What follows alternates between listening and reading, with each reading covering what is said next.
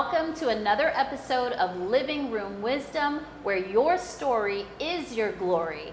I am Patrina Wisdom, author, speaker, and movement leader, and I could not be more excited today to introduce you to someone who's near and dear to my heart. She's not only my cousin, but she's an Emmy-winning producer, actress, and writer. I'm in the midst of Hollywood royalty, you hear me? What I love most, other than the fact that she's a beautiful soul inside and out, and I've been able to be on this journey with her gratefully, is that she's taking all of her success from the acting world, the entertainment world, and she's now completely expanding and offering her blessings in a completely different way, which is phenomenal. So I'm going to actually not steal your glory, and I'm going to let you just introduce yourself and just tell us a little bit about who you are, your work in the world, and then also what you're shifting and, all of the adjustments that you're making. Yes, thank you, cousin. That was a beautiful intro. Yes, hello, lovelies. I'm Diahnna Nicole Baxter, as Patrina mentioned, and my company is called Trauma to Transformation. And as a storyteller, whether that be acting, writing, producing, and I've directed as well, almost all of my creative babies have really been rooted in watching people who have survived trauma, right? You literally take those experiences and turn them into the fuel for them to thrive. So I really named my company Trauma to Transformation because the stories that I independently tell always kind of revolve around that, and usually around a marginalized woman's voice. And now I've branched off into really offering, being of service to women in the transformational life coaching space. Specifically women of color. Yes, and I've had more clients other than women of color, always. But specifically, that is really my focus. Mainly, I want to provide safe spaces where we as women of color can start to go ahead and take off the mask with each other. We can start to really look at the ways we've been conditioned within this paradigm, of this colonial paradigm, of this racist, supremacist paradigm, of how we've even limited our own identities of ourselves, and that we can do that with each other first, to really start with that healing, right?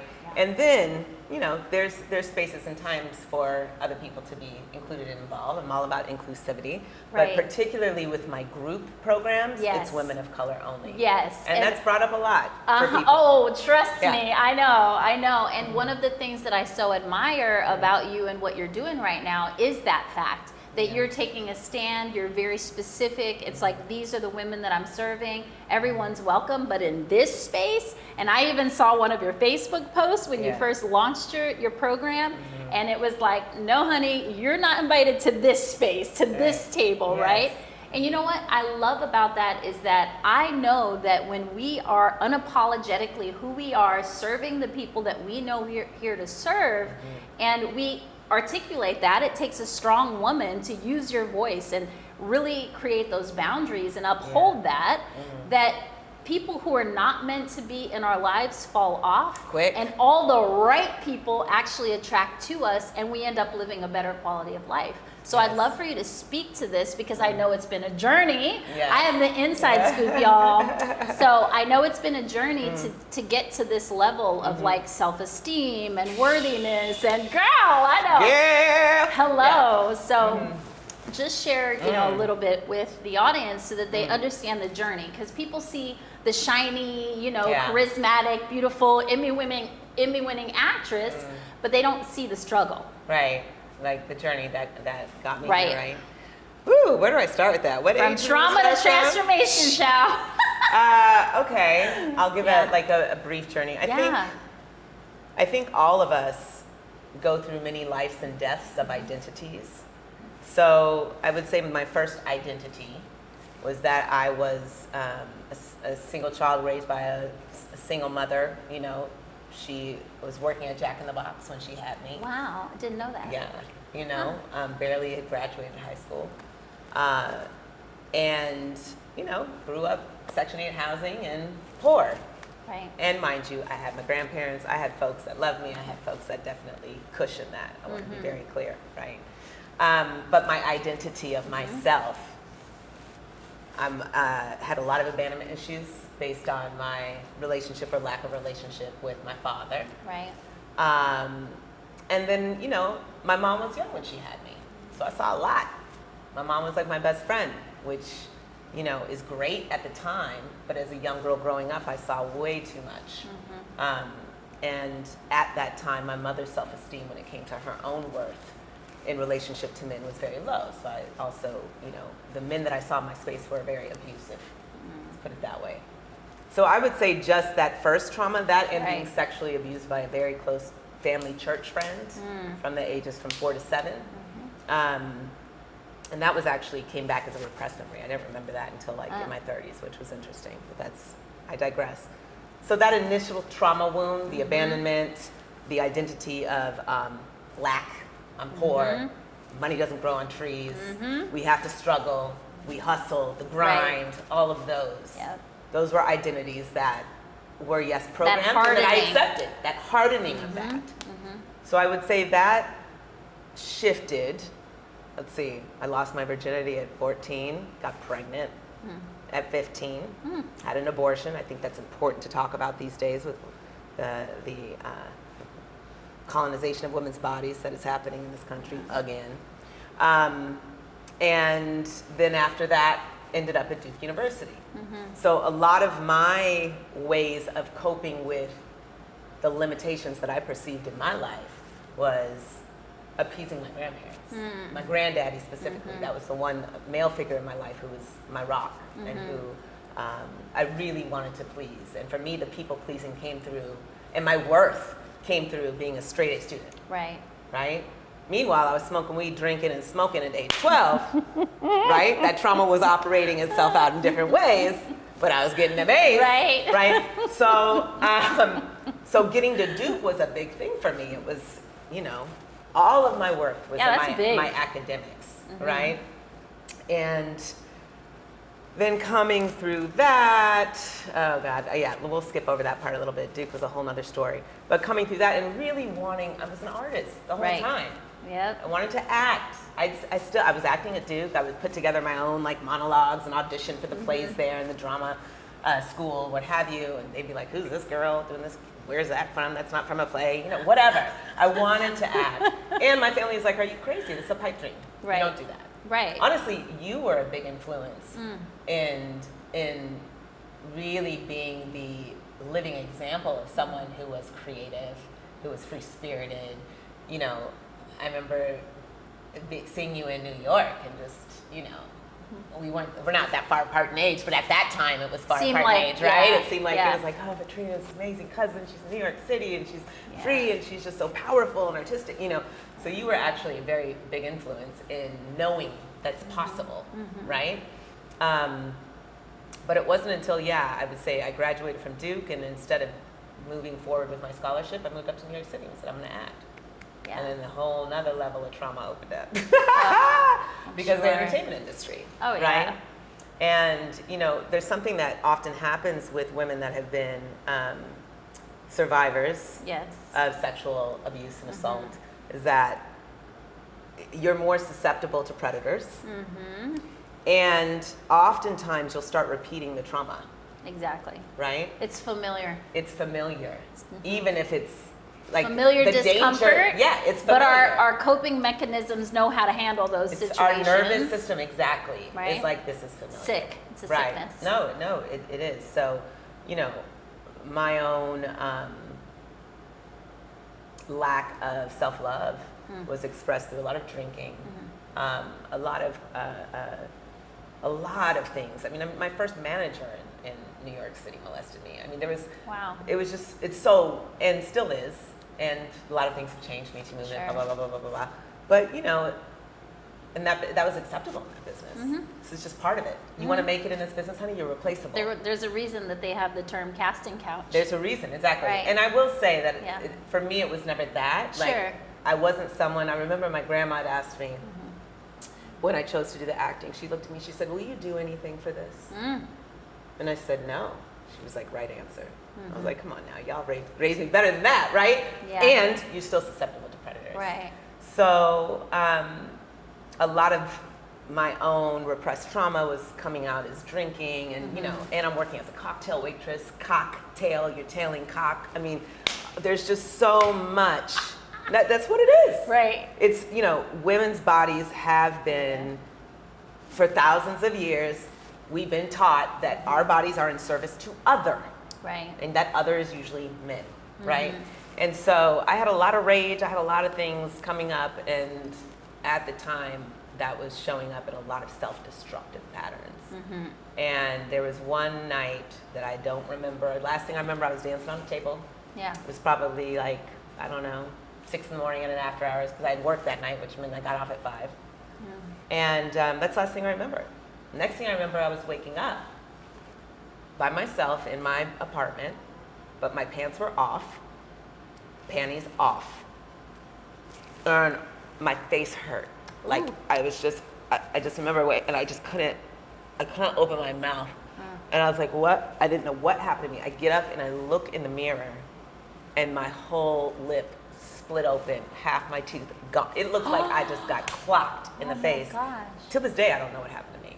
Wow. I still had them. People were like, we walked you to a cab. We know you got in the cab Wow. safe. Who knows? But for me, that was the wake-up call. It was like, this isn't just, oh, I'm having fun. And Yeah. there's some part of you, I used to call it, that bitch that wants to kill me. There's some part of me that, and now, even when I'm working with clients, I'm like, the self-sabotage is really a gift. It's pointing you to the places that you're so terrified of really loving on, because on the other side of that is your freedom. But you've been programmed to be comfortable with the pain, with the abuse, with the drama, just drama. The drama. And coming from our family, I mean, drama is kind of the That's a whole other. that's a movie right That's a movie. But what I love about this, and what I love about, first off, you so vulnerably sharing, thank you for that, because I think our family as a whole has really mastered vulnerability for the purpose of helping other people. Yes. Right? We're not just telling stories to tell stories, but it takes a tremendous amount of courage to share those spaces and places. And this is turning your story into glory. So what I love about this whole thing is that now you fast forward, you're living in Los Angeles, you've got all of these awards and all of these accolades, and you have had an incredible career. You continue to have an incredible career in entertainment, and yet you've pivoted to now serving in this coaching space, right? And holding that healing space for other women and or is it just women? Women. It's for women. now, that For might now. shift. But Right. and speaking to what you're saying in that is like, yes, in everything, I'm so grateful. Everything, all of it, Right. has become the fuel and the, you know what I'm trying to say? I can feel it. I The can't even put driving words to it. force. Yes, Yeah. the ability for me to hold space for others. Everything that we've Because gone through it's- in our lives have equipped us Thank you. to be on our path to hold that space. And to be used for that. Because Exactly. truthfully, that's what it is, right? We've being had to used. experience and survive it Yes. to find the gift in all of the challenges and in all of the trauma, so that we were able to hold that space and be to alchemize, help There we other go. people alchemize Yes. their shit. Yes. So and recognize that's not alone. perfect. Exactly. So Yeah. I, again, am so grateful for you being here and sharing your story. I know that there's so many people out there that are going to be inspired by your story. But what I want to know as we start to wrap up here is we've heard only snippets of the trauma and the drama. So today, you fast forward to today, you're living in Los Angeles, you're doing this healing work, you have an incredible career. What drives you and gets you out of bed now? That's a beautiful question. Right? When the drama stops, Yeah, right? what gets you out of bed? I'm curious of what the day is going to bring me. Like, even with I had to learn too, because so much of my worth was caught up in achievements. Even with the accolade, Right. with this, with that, it's like you can have all that stuff and still not be in touch with your joy. And so for me now, what gets me out of that is truly, how can I be of service?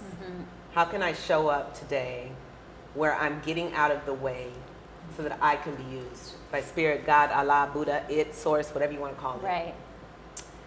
How may I serve? Yeah. How may I serve? And more play. Just more play. You're in the right place for More that. play. Prioritizing play and Yes. pleasure. Yes. Really recognizing that the more I allow my little girl to play, it's like I'm grown. I can protect her now. Like Yes. she can come out and have an amazing time. And it just makes the mundane luscious, Yeah. you know? Yeah. And I get so much fulfillment from witnessing other women see themselves Right. and to begin to live life from that place as well. I'm almost having this visual of you with a whole bunch of different gems, and you're like, you know, sparkling Polishing. up, polishing the gems, right? I love that. Yeah. Yeah. Because that's we all are. Yeah. Yeah. We already are what we believe we're trying to become. We Exactly. already are. We just need Exactly. to, dust it off. It's like, oh, girl, Yeah. no. Oh, We have to girl, shed that's the not layers. even yours. That's just We have to shed the let go. bullshit stories Let go. and the Let go. experiences and allow our true selves to shine. And Yeah. that's what you're doing. That's what this badass, bodacious life movement is all about. You Yeah. know, owning, expressing, unleashing unapologetically all of yourself, the good, the bad, the ugly, right? All Don't of it. take off the masks, right? Well, with that, I'm going to go ahead and wrap up this episode. I so appreciate you being here. Hopefully you'll come back and we can I would talk love about some of to. the other I know. adventures you've had in your life. Yes. In the meantime, if you enjoyed this interview, which I know you did, you're going to go to my YouTube page, Patrina Wisdom. You're going to press subscribe, and you're going to come back and visit us weekly for the next episodes. We upload videos every week, always something juicy and exciting with an inspiring woman. And so we'll see you then, all right? I hope you enjoyed yourself. I hope you got some nuggets and ahas to take away. Most importantly, go put them into action, and we'll see you next week. Bye.